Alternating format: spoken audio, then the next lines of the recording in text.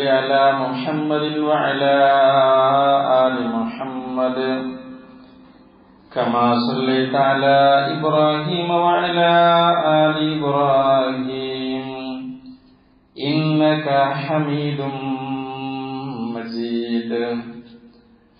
اللهم بارك على محمد وعلى آل محمد كما باركت على إبراهيم وعلى آل إبراهيم إنك حميد مجيد.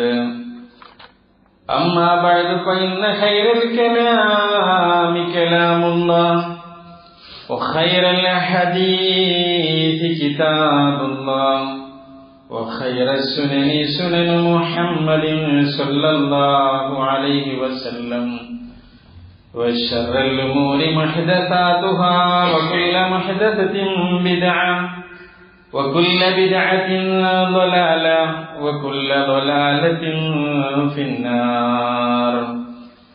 أيها الإخوان والأخوات أوصيكم وإياي أولا بتقوى الله. أعوذ بالله من الشيطان الرجيم. يا أيها الذين آمنوا اتقوا الله حق تقاته ولا تموتن إلا وأنتم مسلمون. بسم الله الرحمن الرحيم. كل نفس بما كسبت رهينة.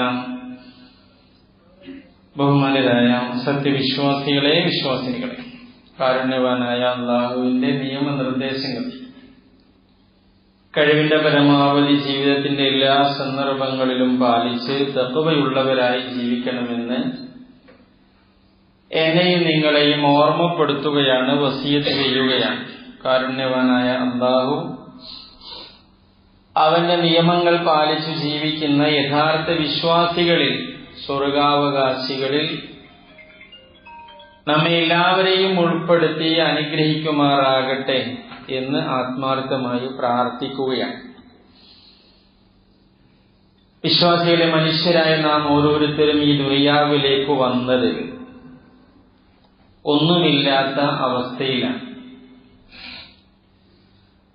അഥവാ സമ്പാദ്യങ്ങളൊന്നുമില്ലാതെയാണ് ഞാനും നിങ്ങളും ഈ ദുനിയാവിലേക്ക് മാതാവിന്റെ ഗർഭപാത്രത്തിൽ നിന്ന് പുറത്തു വന്നത്. ആ വരുന്ന വരവിൽ ചുരുട്ടിപ്പിടിച്ച കൈകളുമായി വന്ന്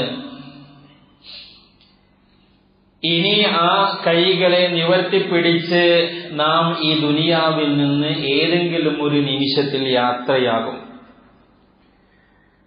وفي قبل كف الطفل عند ولادة دليل على الحرص المركب في الحي وفي بسطها عند الممات إشارة على فانظروني قد خرجت بلا شيء. ഒരു കവി വളരെ സുന്ദരമായി ആ രംഗത്തെ വിശദീകരിച്ചു പറഞ്ഞു തരാണ്. പ്രസവിക്കുന്ന സമയത്തെ ചുരുട്ടിപ്പിടിച്ച കുട്ടിയുടെ കയ്യിൽ നമുക്ക് ദലീലുണ്ട്, തെളിവുണ്ട്. എന്താണ്? ഞാൻ എന്റെ ജീവിതത്തിലെ എല്ലാം നേടിയെടുക്കുമെന്ന ആ ഒരു വാശിയോടുകൂടി വരുന്നത് പോലെയാണ് പിറന്നു വരുന്ന കുട്ടികളൊക്കെ ചുരുട്ടിപ്പിടിച്ച കൈകളുമായിട്ടാണ് വരുന്നത്. എന്നാൽ വഫീ ബസ്തിഹ, അവനിങ്ങനെ നിവർത്തി വെച്ച കയ്യില് ഇന്ദൽ മമാതി, അവൻ മരിക്കുന്ന സമയത്ത് ഇശാറത്തും, അതില് സൂചനയുണ്ട്. അലാ ഫൻദുറൂനി, ദാ നോക്കിക്കൊളിൻ, ഖദ് ഖറജ്തു ബിലാ ശൈഇൻ, ഒന്നുമില്ലാതെയാണ് ഞാൻ പോകുന്നത്. ഞാൻ ഈ ദുനിയാവെന്ന് വേർപിരിഞ്ഞു പോവാണ്. അവസാന യാത്രയിൽ നമ്മുടെ കൂടെ ഖബർ വരെ പ്രിയപ്പെട്ടവരെ നമ്മൾ ചെയ്ത അമലുകളും അതേപോലെ തന്നെ നമ്മുടെ കുടുംബക്കാരും അതേപോലെ തന്നെ നമ്മൾ അധ്വാനിച്ചുണ്ടാക്കിയ സമ്പത്തും ഒരു പക്ഷേ നമ്മുടെ കൂടെ പോരും. പക്ഷേ ഇടുങ്ങി ആ ഖബറിലേക്ക് നമ്മെ ഇറക്കി വെച്ച് ആളുകൾ തിരിച്ചു പോരും. നമ്മുടെ കുടുംബം അധ്വാനിച്ച, നമ്മൾ അധ്വാനിച്ച കാശിൽ നിന്ന് അത്യാവശ്യ ചെലവിനൊക്കെ കൊടുത്ത് അവിടെ നിന്ന് നമ്മൾ എന്ത് ചെയ്യും? നമ്മുടെ ആ ഇടുങ്ങിയ ഖബറിൽ നമ്മൾ മാത്രം ബാക്കി എല്ലാവരും ചിരിച്ചു പോരും. അള്ളാഹുവിന്റെ പ്രവാചകൻ സല്ലല്ലാഹു അലൈഹി വസല്ലം അതാണല്ലോ പറഞ്ഞത്, യത്ബഉൽ മയ്യിത സലാസ്, ഒരു മയ്യത്തിനെ 3 കാര്യങ്ങൾ പിന്തുടരും, 2 കാര്യങ്ങൾ തിരിച്ചു പോരും. ഏതൊക്കെ തിരിച്ചു പോരുന്നത്? അഹ്ലുഹു വ മാലുഹു, അവന്റെ കുടുംബവും സമ്പത്തുമാണ്. എന്നാലോ അള്ളാഹുവിന്റെ പ്രവാചകൻ സല്ലല്ലാഹു അലൈഹി വസല്ലം പറയുന്ന വയബ്ക, ഒന്ന് മാത്രം അവശേഷിക്കും, അമലുഹു, അതവന്റെ പ്രവർത്തനങ്ങളാണ്, കർമ്മങ്ങൾ മാത്രമാണ് എന്റെയും നിങ്ങളുടെയും കൂടെ പ്രിയപ്പെട്ടവരെ പോരുന്നത്. ആരും ഉണ്ടാവില്ല. നോക്കൂ നിങ്ങൾ, ഇന്നലെ വൈകുന്നേരം എന്റെ ഒരു സുഹൃത്തിന്റെ ഉമ്മ മരിച്ചിരുന്നു. ഇന്ന് രാവിലെ 9 മണിക്കാണ് ആ ഉമ്മയുടെ ജനാസ എടുക്കുന്നത്. രാവിലെ 6 മണിക്ക് പോയി ജനാസ നമസ്കാരം നിർവഹിച്ചാണ് ഞാൻ ജോലി സ്ഥലത്തേക്ക് പോകുന്നത്. നിങ്ങൾ ആലോചിച്ച് നോക്കൂ, നിങ്ങൾ സുഹൃത്തെ വെള്ളിയാഴ്ച ഖുതുബ കഴിഞ്ഞാണ് വീട്ടിലേക്ക് സാധാരണ വരാറുള്ളത്. ഇന്നലെ വൈകുന്നേരമായപ്പോൾ അവനൊന്ന് തോന്നി, എന്ത്, ഉമ്മനെ കാണാൻ പോവണം. നോക്കുന്നെങ്കിൽ ഉമ്മനൊന്ന് കാണണം. അവന് തോന്നി സാധാരണ വെള്ളിയാഴ്ച ഖുതുബ കഴിഞ്ഞ് വീട്ടിലേക്ക് വരുന്ന സുഹൃത്ത് എന്ത് ചെയ്യാണ്, അവന് ഇന്നലെ ഉച്ചയ്ക്ക് ശേഷം എന്താണ് അവന്റെ വീട്ടിലേക്ക് വരികയാണ്. സാധാരണ ഇന്ന് വിഭിന്നമായി മോനെ കാണുമ്പോ ഉമ്മ ചോദിക്കല്ലേ, എന്ത് എന്ന് പോകുന്നത്, സാധാരണ നീ നാളെയാണല്ലോ വരാറുള്ളത്. അപ്പൊ അവൻ പറഞ്ഞു, നിങ്ങളെ കാണണം എന്നുള്ള വല്ലാത്ത ആഗ്രഹം തോന്നി, അപ്പൊ പോന്നതാണ്. നോക്കൂ നിങ്ങൾ, ഉമ്മയ്ക്ക് കുറച്ച് ചായക്ക് കൊടുത്ത് ആ ചായ കുടിച്ചുകൊണ്ടിരിക്കുമ്പോഴാണ് ഉമ്മ കുഴഞ്ഞു വീഴുന്നത്. നിങ്ങൾ ആലോചിച്ച് നോക്കൂ, നിങ്ങൾ ആശുപത്രിയിലേക്ക് എത്തും മുമ്പ് ആ ഉമ്മ ഈ ലോകത്ത് നിന്ന് വിട പറയാൻ. ആലോചിച്ച് നോക്കൂ നിങ്ങൾ, ഉമ്മയുടെ മരണ വാർത്ത കേട്ട് ദുബായിൽ നിന്ന് വന്ന മകന് ആ ഉമ്മയുടെ അരികിൽ കണ്ണുനീരൊലിപ്പിച്ചുകൊണ്ടിരിക്കുന്നുണ്ട്. നമ്മൾ അറിയുമോ പ്രിയപ്പെട്ടവരെ, ഇന്നലെ എന്റെ ഉമ്മ വേർപിരിയുമെന്ന് വിചാരിച്ചിരുന്നുവെങ്കിൽ പ്രിയപ്പെട്ടവരെ, ആ മകന് അതിന് മുമ്പ് തന്നെ ഉമ്മയെ കാണാൻ വരില്ലേ? പക്ഷേ ജീവനോടുകൂടി കണ്ടുപോയ മകന്റെ മുമ്പിൽ പ്രിയപ്പെട്ടവരെ ചേതനയേറ്റു കിടക്കുന്ന ഉമ്മയുടെ അരികിലേക്കാണ് ഗൾഫിൽ നിന്ന് തൽക്കാലം കൂടെ ടിക്കറ്റ് എടുത്തവന് ഇന്നലെ യാത്ര ചെയ്തത്. നമ്മൾ ആ ഓരോരുത്തരും ആലോചിക്കേണ്ടത് അങ്ങനെയാണ്. ഈ യാത്രക്കിടയിൽ പ്രിയപ്പെട്ടവരെ ഒന്നുമില്ല നമ്മുടെ കയ്യിൽ. നമ്മൾ സമ്പാദിച്ച നമ്മുടെ സമ്പാദ്യത്തിൽ നിന്ന് 1 രൂപയുടെ നാണയം പോലും നമ്മുടെ ശരീരത്തോട് ചേർത്ത് വെക്കാതെയാണ് നമ്മൾ പോകുന്നത്.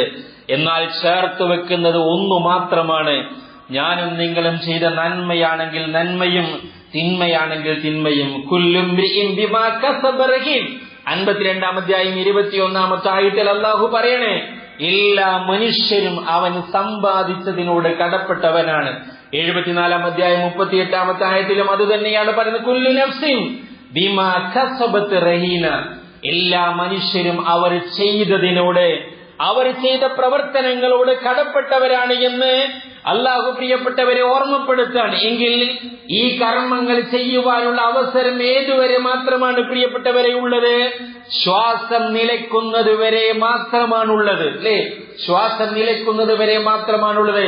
ഇന്നലെ മരിച്ച ഉമ്മ, ആ ഉമ്മ മരിച്ചതിന് ശേഷം മഗ്രിബ് ബാങ്ക് കാരപ്പള്ളിയിൽ നിന്ന് ബാങ്ക് കൊടുത്തിട്ടുണ്ട്, ഇശാഇന്റെ ബാങ്ക് കൊടുത്തിട്ടുണ്ട്, ഇന്ന് സുബയുടെ ബാങ്ക് കൊടുത്തിട്ടുണ്ട്. പ്രിയപ്പെട്ടവരെ, അവിടേക്കൊക്കെ അവരുടെ വീടുകളിൽ നിന്ന് വരെ നിസ്കരിക്കാൻ പോയിട്ടുണ്ട്.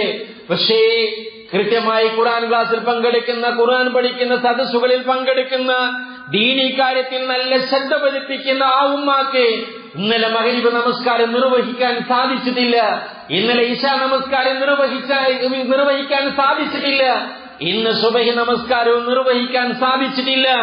ഈ ജുമഅക്ക് നമ്മളൊക്കെ പങ്കെടുക്കുന്ന ഈ ഒരു സമയമായപ്പോഴേക്കും പ്രിയപ്പെട്ടവരെ, 6 അടി മണ്ണിൽ കുരുടീസിനു താഴെ എല്ലാവരെയും വേർപിരിഞ്ഞ് കർമ്മങ്ങളുടെ ഫലങ്ങൾ അനുഭവിക്കുന്ന ലോകത്തേക്ക് തിരിച്ചു പോയിരിക്കുകയാണ്. ഇവിടെയാണ് ഞാനും നിങ്ങളുമൊക്കെ ആലോചിക്കേണ്ടത്, എപ്പോഴാണ് നമ്മുടെ ബോധം നഷ്ടപ്പെട്ട് അബോധാവസ്ഥയിലേക്ക് പോകുന്നത്? അതുവരെ മാത്രമാണ് എനിക്കും നിങ്ങൾക്കും കർമ്മങ്ങൾ ചെയ്യാനുള്ളത്. എന്നാൽ നാം ചെയ്തു വെച്ച നന്മയുടെയും തിന്മയുടെയും ഫലങ്ങള് നമ്മുടെ ഖബറുകളിലേക്ക് വന്നുകൊണ്ടേയിരിക്കും.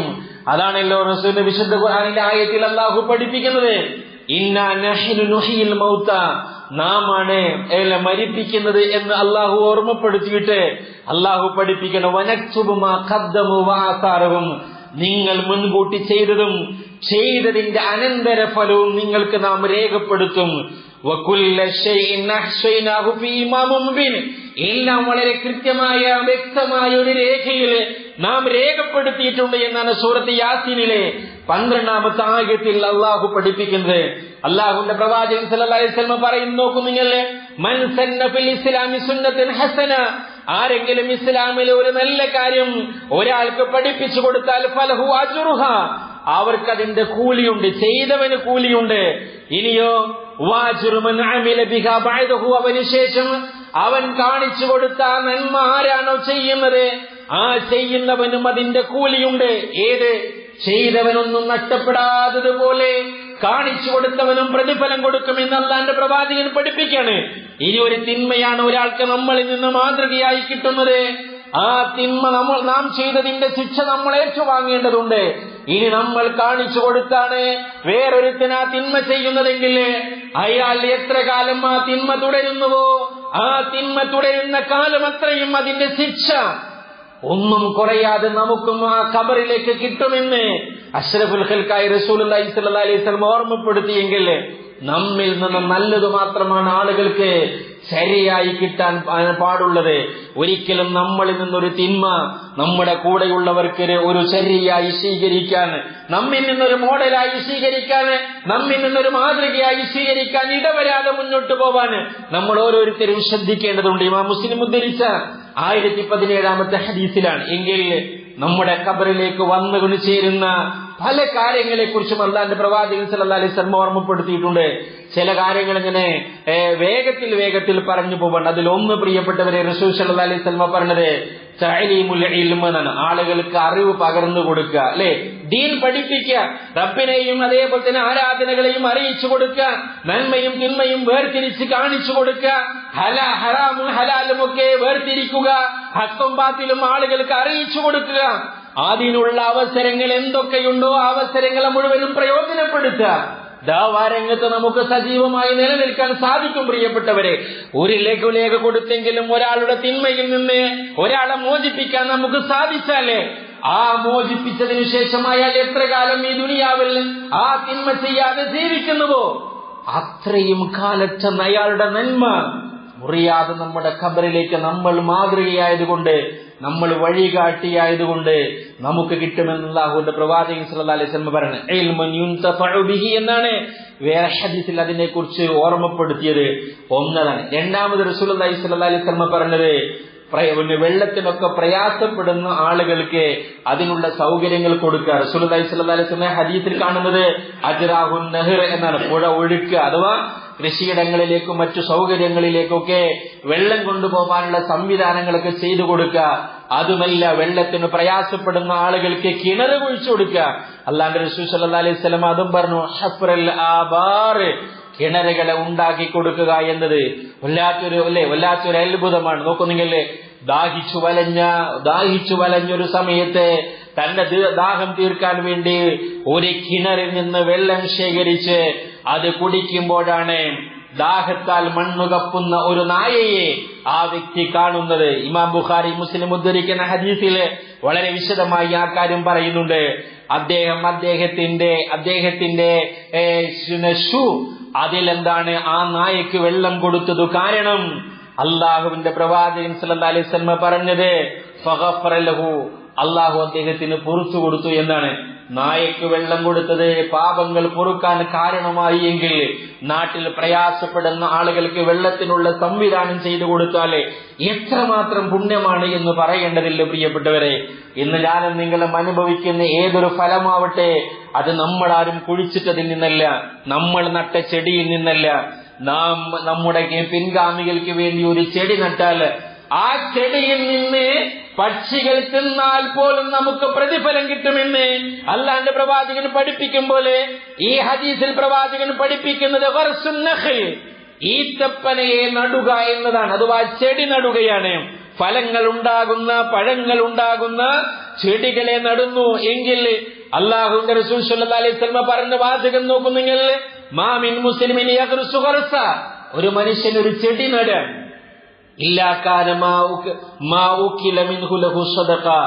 അതിൽ നിന്ന് ആരൊക്കെ തിന്നുപോയാലും അതിന് സ്വതക്കയുടെ കൂലിയുണ്ട്. ഒന്നുകൂടി നോക്കുന്നെങ്കിൽ ഓമാ സുരിക മിൻഹു ലഹു സ്വതക, ഇനി അതിൽ നിന്ന് ആരെങ്കിലും മോഷ്ടിച്ചു കൊണ്ടുപോയി എന്ന് വിചാരിക്കുക, എന്നാലും അയാൾക്ക് സ്വതക്കയുടെ കൂലിയുണ്ട്. വമാ അക്കല സബ്ഉ മിൻഹു ഫഹുവ ലഹു സ്വതക, അതിൽ നിന്ന് വല്ല വന്യമൃഗങ്ങളും തിന്നുകഴിഞ്ഞാൽ അതിനും അദ്ദേഹത്തിന് സ്വതക്കയുടെ കൂലിയുണ്ട്. വമാ അക്കലത്തി ത്വയ്റു ഫഹുവ ലഹു സ്വതക, അതിൽ നിന്ന് പക്ഷികൾ തിന്നാലും അദ്ദേഹത്തിന് സ്വതക്കയുണ്ട് എന്ന് അല്ലാഹ് സ്വതക്കയുടെ കൂലി, ദാനം ചെയ്തതിന്റെ കൂലിയുണ്ടെന്ന് അല്ലാഹുവിന്റെ റസൂൽ സല്ലല്ലാഹു അലൈഹി വസല്ലം പറഞ്ഞത് ഇമാം മുസ്ലിം 1552 ഹദീസിൽ ഓർമ്മപ്പെടുത്തുന്നുണ്ട്. പിന്നെന്താണ്?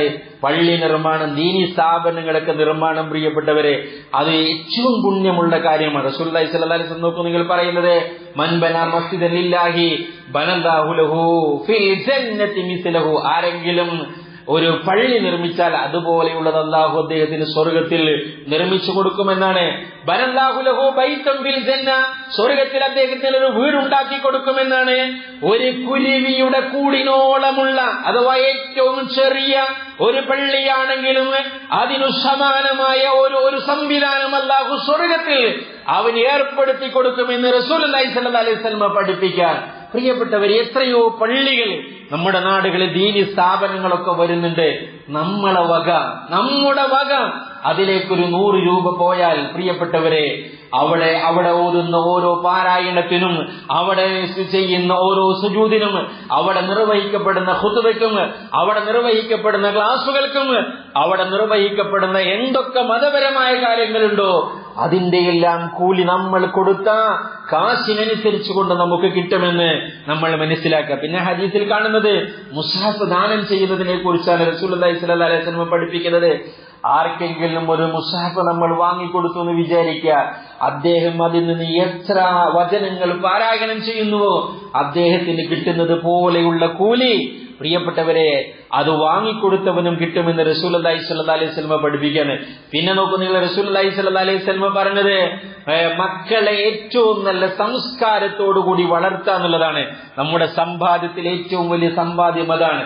ഞാൻ മരിച്ചാൽ, നിങ്ങൾ മരിച്ചാൽ, പ്രിയപ്പെട്ടവരെ, നമുക്ക് വേണ്ടി ആത്മാർത്ഥമായി പ്രാർത്ഥിക്കുന്ന മക്കളാണ് നമ്മളിവിടെ വിട്ടേച്ചു പോകുന്നതെങ്കിൽ അതൊരു മഹാ സൗഭാഗ്യമാണ്. റസൂലുള്ളാഹി സ്വല്ലല്ലാഹു അലൈഹി വസല്ലം പറഞ്ഞില്ലേ, ഒരു മനുഷ്യൻ മരിച്ചു കഴിഞ്ഞാൽ 3 എണ്ണമല്ലാത്തതെല്ലാം അയാളിൽ നിന്ന് മുറിഞ്ഞു പോകുമെന്ന് പറഞ്ഞപ്പോ ഒന്ന് സ്വദഖത്തുൻ ജാരിയയാണ് പറയുന്നത്, നിലനിൽക്കുന്ന ദാനധർമ്മം. രണ്ടാമത് പറഞ്ഞത് ഇൽമുൻ യുൻതഫഉ ബിഹി, പ്രയോജനമുള്ള അറിവിനെ കുറിച്ചാണ് പറഞ്ഞത്. മൂന്നാമത് പറഞ്ഞത് വലദുൻ സ്വാലിഹ് യദ്ഉ ലഹു, അവന് വേണ്ടി പ്രാർത്ഥിക്കുന്ന മക്കൾ. പ്രിയപ്പെട്ടവരെ, രാവും പകലുമില്ലാതെ, ഊണും ഉറക്കവുമില്ലാതെ, ക്ഷീണത്തെ മറന്ന് എല്ലാ കഷ്ടപ്പാടുകളും അനുഭവിച്ച് നമ്മൾ മക്കൾക്ക് വേണ്ടി മെഴുകുതിരികളെ പോലെ ഉരുകി ഇല്ലാതാകുമ്പോൾ അവർ നമ്മുടെ കാലശേഷം, പ്രിയപ്പെട്ടവരെ, നമുക്ക് വേണ്ടി ആത്മാർത്ഥമായി എന്റെ ഉമ്മാക്ക് പുറത്തു കൊടുക്കണേ, എന്റെ വാപ്പാക്ക് പുറത്തു കൊടുക്കണേ എന്ന് പറയുന്ന ഒരു മനസ്സില്ലാത്ത മകളാണ് പ്രിയപ്പെട്ടവരെ നമ്മളിവിടെ ബാക്കിയാക്കി പോകുന്നതെങ്കിൽ അത് നമ്മുടെ ജീവിതത്തിലെ മഹാ ദൗർഭാഗ്യമാണ് എന്ന് നമ്മൾ തിരിച്ചറിയണം. അതിനെന്ത് വേണം? നമ്മുടെ മക്കൾക്ക് ദീനിയായ അന്തരീക്ഷങ്ങളൊക്കെ ഉണ്ടാവാനുള്ള എല്ലാ സാഹചര്യങ്ങളും നമ്മൾ ഉണ്ടാക്കി കൊടുക്കേണ്ടതുണ്ട്. റസൂലുള്ളാഹി സ്വല്ലല്ലാഹു അലൈഹി വസല്ലം പറഞ്ഞ വാചകത്തിൽ നമുക്ക് വളരെ കൃത്യമായി കാണും. ഇങ്ങനെയുള്ള കുറേ കാര്യങ്ങൾ അല്ലാഹുവിന്റെ റസൂൽ സ്വല്ലല്ലാഹു അലൈഹി വസല്ലം നമ്മൾ മരിച്ചാലും നമുക്ക് ഖബറിലേക്ക് കിട്ടുന്ന നന്മയായി, അവിടെയുള്ള പുണ്യമായിട്ട് റസൂലുള്ളാഹി സ്വല്ലല്ലാഹു അലൈഹി വസല്ലം പഠിപ്പിച്ചിട്ടുണ്ട്. പിന്നെ ബൈത്തുൽ ഇബ്നി സബീലി ബനാഹു എന്ന് വേറെ ഹദീസ് കാണാൻ സാധിക്കുന്നുണ്ട്. വഴിയാത്രക്കാരൻ എന്താണ് വിശ്രമ കേന്ദ്രം ഉണ്ടാക്കി കൊടുക്കുക, അല്ലെ? വെയിറ്റിംഗ് ഷെഡൊക്കെ ഉണ്ടാക്കേണ്ട വിചാരിക്കുക, അതിലേക്ക് എന്റെ 100 രൂപ എന്ന് പറഞ്ഞാൽ, പ്രിയപ്പെട്ടവരെ, അതൊക്കെ നമ്മുടെ ഖബറിലേക്ക് നമുക്ക് കിട്ടുന്ന വലിയ കാര്യമായിട്ടാണ് റസൂലുള്ളാഹി സ്വല്ലല്ലാഹു അലൈഹി വസല്ലം പഠിപ്പിക്കുന്നത്. ഇതൊക്കെ ചെയ്യാൻ പറ്റുന്നത് എപ്പോഴുള്ളത്, പ്രിയപ്പെട്ടവരെ? നമുക്ക് നല്ല ആരോഗ്യമുള്ള സമയത്ത്, നല്ല ബുദ്ധിയുള്ള സമയത്ത്, ഓർമ്മശക്തിയുള്ള സമയത്ത് ഇതൊക്കെ ചെയ്യാൻ നമുക്ക് സാധിക്കുള്ളൂ. ഇല്ല എങ്കിൽ, പ്രിയപ്പെട്ടവരെ, നമ്മൾ അധ്വാനിച്ചുണ്ടാക്കിയ സമ്പത്ത് ഒരു പക്ഷേ നമ്മുടെ മക്കൾ ഒന്നിനും ഉപകാരപ്പെടാത്ത രീതിയിൽ അതിനെ കൈകാര്യം ചെയ്യുന്ന സാഹചര്യങ്ങൾ ഉണ്ടാകും. അല്ലാഹുവിന്റെ റസൂൽ സല്ലല്ലാഹു അലൈഹി വസല്ലമയോട് ചോദിക്കുന്നുണ്ട്, ഏറ്റവും ശ്രേഷ്ഠമായ സ്വദഖ ഏതാണ് എന്ന് ചോദിക്കുമ്പോൾ റസൂലുള്ളാഹി സ്വല്ലല്ലാഹു അലൈഹി വസല്ലം പറയുന്നത്, നിനക്ക് ആഗ്രഹമുണ്ടാകുന്ന സമയത്ത്, നീ കൊതിക്കുന്ന സമയത്ത്, ആരോഗ്യമുള്ള സമയത്ത് നീ ദാനം ചെയ്യുന്നതാണ് ഏറ്റവും നല്ല സ്വതക്കയെന്ന് അള്ളാന്റെ പ്രവാചകൻ സല്ലല്ലാഹു അലൈഹി വസല്ലം പഠിപ്പിക്കുന്നുണ്ട്. അതുകൊണ്ട് ഇങ്ങനെയുള്ള എല്ലാ നന്മകളും നമ്മൾ മരിച്ചു കഴിഞ്ഞാൽ നമ്മുടെ ഇടുങ്ങിയ ഖബറിലേക്ക് നമുക്ക് കിട്ടാനുള്ള സംവിധാനമായി പ്രവാചകൻ സല്ലല്ലാഹു അലൈഹി വസല്ലം പഠിപ്പിച്ചതാണ്. ഇത്തരം കാര്യങ്ങളൊക്കെ ശ്രദ്ധിച്ചുകൊണ്ട് നമ്മൾ മുന്നോട്ട് പോകണം. സർവശക്തനായ അല്ലാഹു അതിന് നമുക്ക് എല്ലാവർക്കും തൗഫീഖ് നൽകി അനുഗ്രഹിക്കുമാറാകട്ടെ.